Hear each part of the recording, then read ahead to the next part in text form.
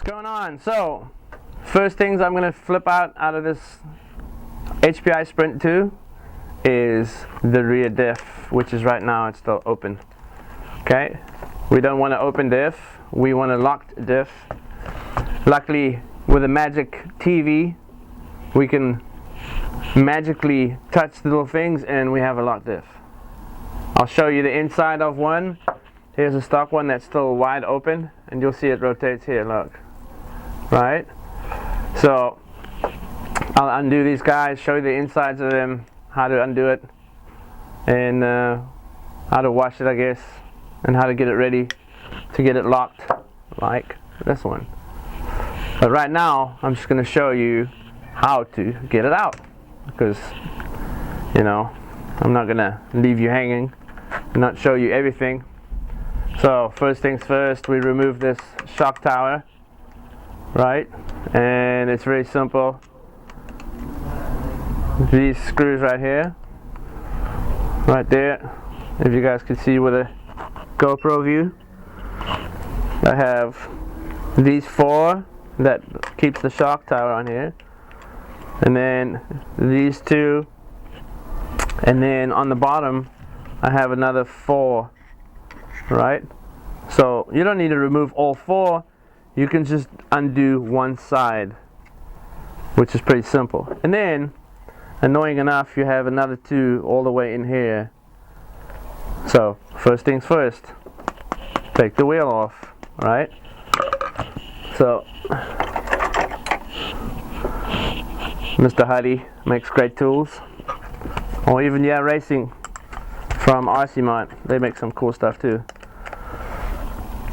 And there we go, undo that bad boy real quick, throw that dude one side, and then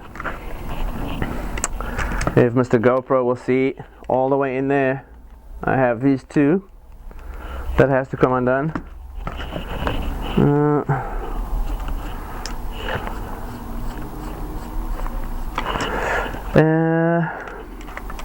These two up here comes undone, and it's got a little hex nut all the way inside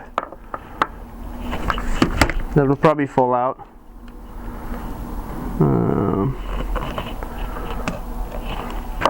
But yeah, oh yeah, everything's falling out. Awesome, just the way I like it. Everything except for the two little screws right here. Anyway, probably take a 2mm, push it all the way in there. I don't know if you can see this though. It'll probably be too difficult. See where I'm pushing in? That's the way the hex sits. Push that dude out, and there she goes. And there goes the other one. This little guy, I just like, we don't like this guy. Anyway, move those guys one side. Then back to Mr. Phillips. Shock tower. Maybe this is the part where it goes Benny Hill.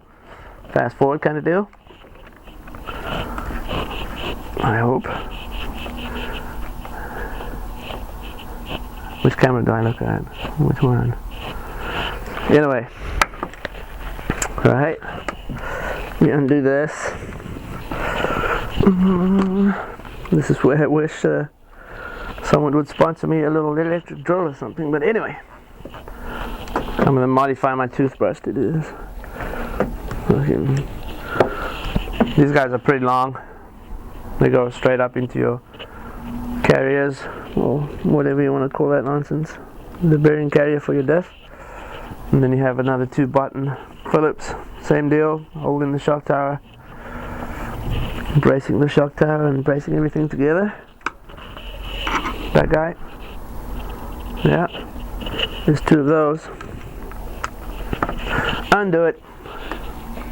And maybe when you assemble, just rewind the video and watch it again. You know, that kind of deal.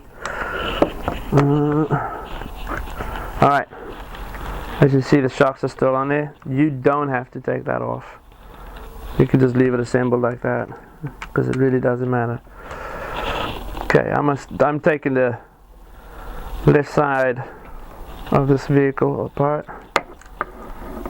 Oh, I did forget something. I did forget to tell you that there's a pin that goes all the way from here to here with a super irritating E-clip on the end of it, which I don't know why they did that. They had an E-clip all the way in here. So I've already taken them off because it usually takes me 50 years to do it. And I'm already 50, so let's not get that old. Anyway, so boom, that guy's gone, see? And there we go. Dog bone? I don't know what you guys call this, but I call it dog bone. And then there's the diff that we're trying to get. Those two screws will make this guy come out. The whole diff will come out, and we can do the locking of the diff. So two more tapered head screws right here. Trying to go as fast as I can. And then, as you guys can see, that comes out. This guy will flip up. I'm just going to undo this screw to make it flip just a little bit more. And then this guy will go. So one more screw. Sorry. Now I'm really making the list longer. But whatever. This one's pretty simple. It's the only one that's machined, except for the two over here that's got the nuts. But yeah, now this is the part where we get a little crazy, right?